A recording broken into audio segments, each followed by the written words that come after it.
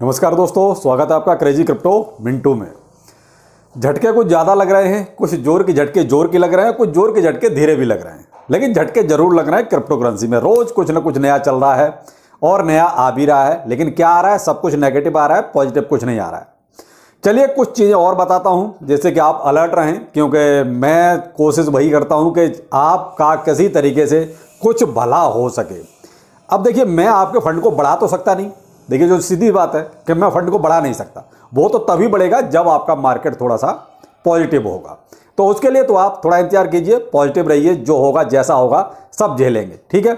लेकिन क्या है कि जो खतरे आने वाले हैं, कम से कम उसके बारे में थोड़ा सा पहले से अलर्ट रहें तो वो ज़्यादा बेहतर है, जिससे कि हम कहीं कोई इन्वेस्टमेंट गलत ना कर बैठें। क्योंकि अभी यहाँ पर जो है ना, बहुत सी चीज़ें चल रही हैं, ये ले लो वो ले लो। कोई 6 कॉइन का आपका पोर्टफोलियो बना के दे रहा है, कोई 10 कॉइन का पोर्टफोलियो बना के दे रहा है। अब पर मैं आपको बताने वाला हूँ कुछ ऐसी चीज़। एक तो क्रिप्टो बैन की बात चल रही है, उसको लेंगे बाद में, वो कोई ज़्यादा इंपॉर्टेंट चीज़ नहीं है, ये चीज़ें चलती रहती हैं, ठीक है। लेकिन जो इससे पहले जो सबसे मेन चीज़ है उस पर बात करते हैं। मैं आप पे बोर्ड पर कुछ दिखाता हूँ। आपने डीसीजी, ग्रे साइकिल, जेनेसिस, इनका नाम शायद बहुत अच्छी तरह सुना होगा। मुझे लगता है कि शायद इनको एक्सप्लेन करने की ज़्यादा ज़रूरत नहीं है। लेकिन आज मैं इनका नाम दोबारा से क्यों ले रहा हूं? वो इसलिए ले रहा हूं कि आपने आज इथेरियम क्लासिक, ZEN, फाइलकॉइन और नियर प्रोटोकॉल, इसमें आपने बहुत ज़बरदस्त गिरावट देखी थी, लेकिन किसी ने भी इसकी तरफ ध्यान नहीं दिया कि ये गिरावट आई क्यों और कहां से आई। और सही पूछो तो मैंने फाइलकॉइन का छोटा सा हल्का सा वीडियो बनाया था स्टार्टिंग में ही, आज ही दिया आपको। मैंने भी तब उस चीज़ को ज़्यादा गौर नहीं किया कि आखिर गिरावट आई कहां से थी। तो वो कहता है कि दिमाग में कीड़ा चला कि भाई आखिर गिरावट आई कहां से।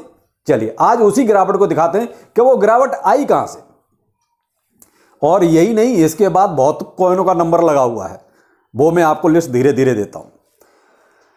ग्रे साइकिल बहुत अच्छी तरह FTX से मशहूर हुआ, जेनेसिस FTX से मशहूर हुआ, और उसके आगे DCG। इन सबका माई बाप कौन? DCG, ठीक है। अब हम यहां से अभी DCG को अलग कर देते क्योंकि ये तो सबका माई बाप है, ठीक है। अब यहां हम लेते हैं पहले जेमिनी एक एक्सचेंज है, ठीक है। जैसे अपना हम इंडिया में जो भी एक्सचेंज है, बाइनेंस है, KuCoin है, या इंडिया में सन क्रिप्टो है, CoinDCX है, इसी टाइप का एक जेमिनी एक्सचेंज है। और इसके नीचे हम लेते हैं जेनेसिस। इस जेनेसिस को $900 मिलियन जो है जेमिनी को देना है, क्योंकि उसको अपने कस्टमर्स को देना है। यानी एक तरह से उधार मान लीजिए या कर्जा मान लीजिए कि भाई जेमिनी ने डिमांड कर दिया किससे? जेनेसिस से, कि भाई मेरा $900 मिलियन मुझे दे। अब जेनेसिस तो पहले से ही बेचारा वो कहता है कंगाल हुआ बैठा है FTX की वजह से। FTX और अलामेंडा रिसर्च, इनकी वजह से पहले से ही जेनेसिस की पतली हालत है। जेनेसिस ने ऑलरेडी पहले से ही विड्रॉल अपने क्लोज कर रखे हैं, वो अपने ही लोगों को पैसा नहीं दे पा रहा, तो ये जेमिनी को $900 मिलियन कहां से देगा? ये यहां पर फंस गई बात, यानी कि जेनेसिस यहां फंस गया। अब जेनेसिस और ग्रे साइकिल को ओन कौन करता है? DCG, यानी इनका अम्मा कक्का कौन? DCG। अब जब जेनेसिस के पास कुछ है नहीं तो ये कहां जाएगा? या तो जाएगा ग्रे साइकिल के पास, क्योंकि इसकी पेरेंट कंपनी, या फिर जाएगा DCG के पास। तो ये गया साहब ग्रे साइकिल के पास कि भाई मेरे को $900 मिलियन देना है, मैं क्या करूं, कुछ करो। अब साहब ये भी क्या करेगा? ये पहुंचा अपने अम्मा कक्का के पास, कौन? कि DCG के पास। अब DCG क्या करे? उसके पास कोई चारा नहीं। उसने भी ग्रे साइकिल को बोल दिया भाई तेरे पास क्या क्या उसमें से बेचना शुरू कर, ठीक है। किसको? ग्रे साइकिल को। अब ग्रे साइकिल के पास जो भी उसका पोर्टफोलियो है, जो फंड है, उसमें से उसने बेचना शुरू कर दिया। अब जब बेचना शुरू किया तो उसमें ये 4 कॉइन आज उसने लुढ़का दिए। इसमें बहुत जबरदस्त उसने आज बिकवाली कर डाली, और उसी वजह से सबसे ज्यादा गिरा कौन? फाइलकॉइन गिरा। फाइलकॉइन, इसके पास लगभग $4 लाख के इसके पास फाइलकॉइन है, उसमें से आज लगभग 50% हिस्सा इसने खड़का दिया। अब उसमें आज इसने सबसे ज्यादा इथेरियम क्लासिक, ZEN, फाइल और नियर प्रोटोकॉल इनको बेचा, इसलिए इनका प्राइस धड़ाम से नीचे आया। वजह थी ये फाइलकॉइन का सबसे ज्यादा गिरना। लेकिन क्या है कि फाइलकॉइन थोड़ा सा चर्चा में रहता है, इसलिए लोगों का ध्यान केवल फाइलकॉइन की तरफ गया, वरना ये 4 कॉइन ऐसे थे जिनका प्राइस आज अच्छा खासा नीचे गया। किसकी वजह से? ग्रेस साइकिल की वजह से, क्योंकि इसने सेल आउट किया। इस ग्रे साइकिल के पास लगभग $10 बिलियन के बीटीसी भी हैं। तो अभी इन्होंने क्या करा है, जैसे जैसे इन पे प्रेशर देखिए बढ़ता जाएगा, ये सेल ही करेंगे और कोई चारा नहीं है। तो सेल करेंगे तो इनके पास जो भी फंड है, जो भी जहां पर भी होल्डिंग है, ये उसी को बेचेंगे।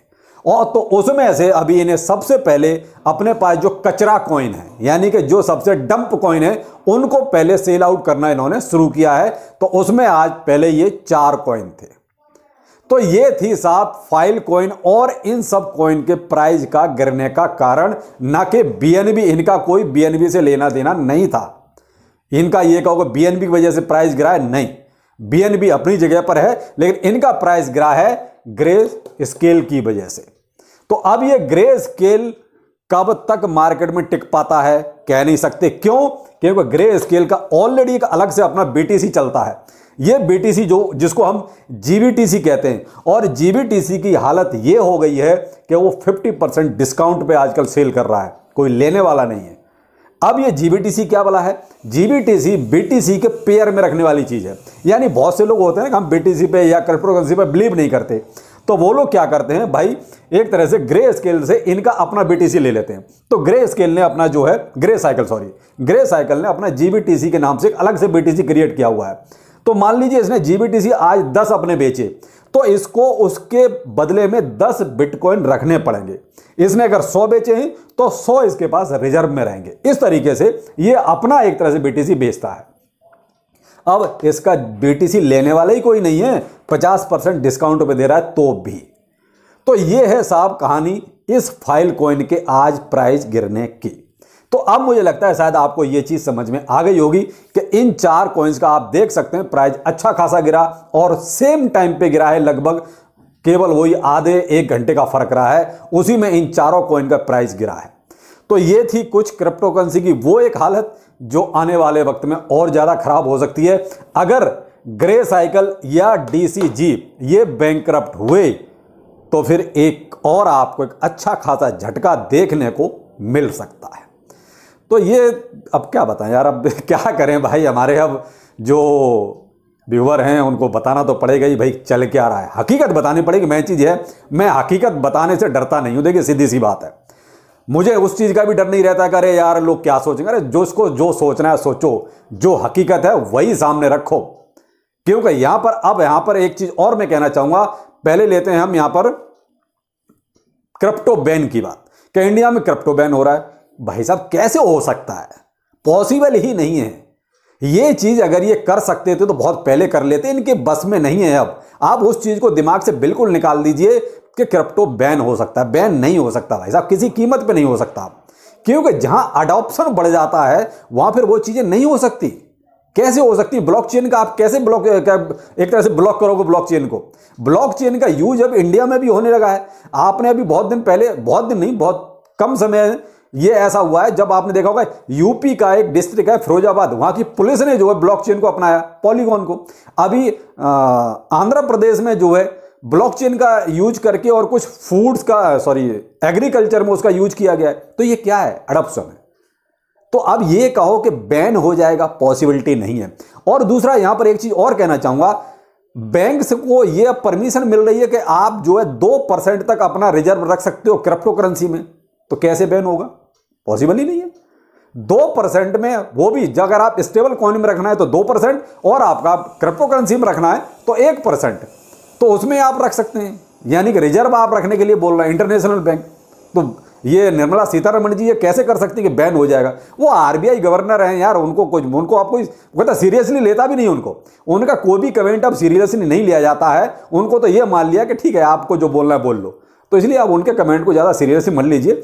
क्रिप्टो बैन नहीं हो सकता क्योंकि अब ये चीज़ पॉसिबल नहीं है। वो चीज़ अब बहुत स्टेप आगे निकल चुके हैं, तो बैन वाली कहीं कोई सिचुएशन आएगी नहीं। मैं आपको एक छोटी सी क्लिप दे रहा हूँ जो सीतारमण जी ने आज सॉरी उसमें सदन में जो बोली है यानी संसद में, तो वो उन्होंने चाइनीज ऐपों के ऊपर बोली कि भाई ये बहुत फर्जीवाड़ा कर रहे हैं और इंडियन एक्सचेंज के साथ मिलके बोल रहे हैं।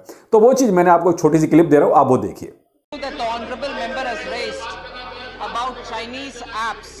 And about how common people are being harassed and cheated by some of these apps, and therefore something which has to be taken up seriously is an issue that the honourable member has raised. I'd like to inform through you the August House that in the last 6-7 months I've had personally meetings with the RBI representatives and with my secretaries in the ministry, and action from the RBI side and also from our side has been, our side also inclusive of the Corporate Affairs Ministry, has been initiated in this. A lot of such apps which have been badly misused have also been brought to the attention of MeitY. So there is a coordinated effort to contain such apps and also to take action against those who are misusing. Sir, Congress party इससे ये क्या साबित कर रही है कि common man के problem उनके प्रॉब्लम नहीं है? This is a common man's problem on which we've taken action. Prime Minister Modi is concerned about the small borrowers who are getting cheated by apps. Congress party has just clearly betrayed their lack of concern for common man. So here we have taken concentrated efforts. RBI, MeitY, MCA and the Ministry of Finance are working to ensure common men are not cheated by any apps. यहाँ पर ये clip देखी तो वही है कि देखिए कहीं ना कहीं एक्सचेंज यहाँ पर थोड़ा सा तो गलत है कि आपने ऐप्स के साथ मिलके ये सब किया, ये सब नहीं करना चाहिए था। कहीं ना कहीं देखिए जो गलत है वो गलत है, एक्सचेंज यहाँ पर गलत है कि चाइनीज ऐप के साथ मिलके आपने ये सब घपलेबाजी की, तो उसका खामियाजा अपने इंडियन एक्सचेंज देखिए भुगत भी रहे हैं। तो कहीं ना कहीं सरकार भी अपनी जगह पर ठीक है भाई, घपलेबाजी मत करो, आप जो करना है फेयर करो तो नो प्रॉब्लम, कोई दिक्कत नहीं। लेकिन क्या है कि देखिए बैन जैसी सिचुएशन कभी नहीं आएगी और ये अब क्या है देखिए रेगुलेट ही होगा। अब रेगुलेट होने में कितना टाइम लगता है बस वो उसका हमें इंतजार करना ही पड़ेगा, क्योंकि G20 की जो मीटिंग्स हो रही हैं ये क्यों हो रही हैं, ये रेगुलेट करने के लिए हो रही हैं। और बस रेगुलेशंस फाइनल नहीं हो पा रहे हैं कि भाई किस तरीके से इसको फाइनल किया जाए। तो वो जैसे कोई ड्राफ्ट फाइनल होता है ये सारी चीज़ें ऑटोमेटिकली सब ठीक हो जाएंगी। अभी क्या है पैनिक पे पैनिक, पैनिक पे पैनिक, ये सब जो आ रहा है ना इसकी वजह से सब कुछ नेगेटिव ही लग रहा है, लेकिन बहुत सी चीज़ें पॉजिटिव भी हैं, उनको उसी तरीके से सोचिए। और पेश भी कुछ लोग ऐसे ही कर रहे हैं जो सारी चीज़ें नेगेटिव, नहीं वो चीज़ नहीं है। तो आप इस चीज़ को पॉजिटिव भी रखें, बैन नहीं हो सकता, ये सब कहने की बात है। थोड़ा सा सोच समझ के कोई भी अभी पोर्टफोलियो मत बनाइए। जो पोर्टफोलियो आपके पास है केवल उसी को आप रखिए, वही सेफ है, सुरक्षित है। मत बनाइए कि मैं 20 कॉइन और ले लूँगा, मैं 50 कॉइन और ले लूँ। भाई साहब मैं आपसे सिर्फ एक सवाल करता हूँ कि आपने जो पोर्टफोलियो बना रखा है, जो पहले से आपके पास है, उसमें आपने कौन सा झंडा गाड़ दिया या उसमें आपने कौन सा क्या कहता है एवरेस्ट जितना प्रॉफिट ले लिया। तो नए नए रोज प्रॉफिट ये पोर्टफोलियो बनाने का कोई मतलब नहीं है। थोड़ा मार्केट को सही होने दीजिए, थोड़ा उसको लाइन में आने दीजिए, तब ठीक है, तब कुछ सोचेंगे उसके बारे में और क्या लेना है नहीं लेना है। फिलहाल जो है जैसा है जितना है उतना ही रखिए। ये नए नए पोर्टफोलियो वाले तो सिर्फ वीडियो बनते हैं, उन्हें वीडियो बनाने दीजिए भाई, उनका काम है वीडियो बनाना। तो आप ये पोर्टफोलियो बस ठीक है, आपके जितने बने हुए हैं ना वही काफ़ी हैं, और आपको ये लग भी रहा होगा कि इतना ही सफिशिएंट है। तो मैं तो यही कहूँगा कि थोड़ा सा आप जो भी इन्वेस्टमेंट अगर करना भी हो तो बहुत ही सोच समझ के करें, मार्केट के हालत को देखते हुए करें। बस आगे फिर मिलते हैं, नमस्कार।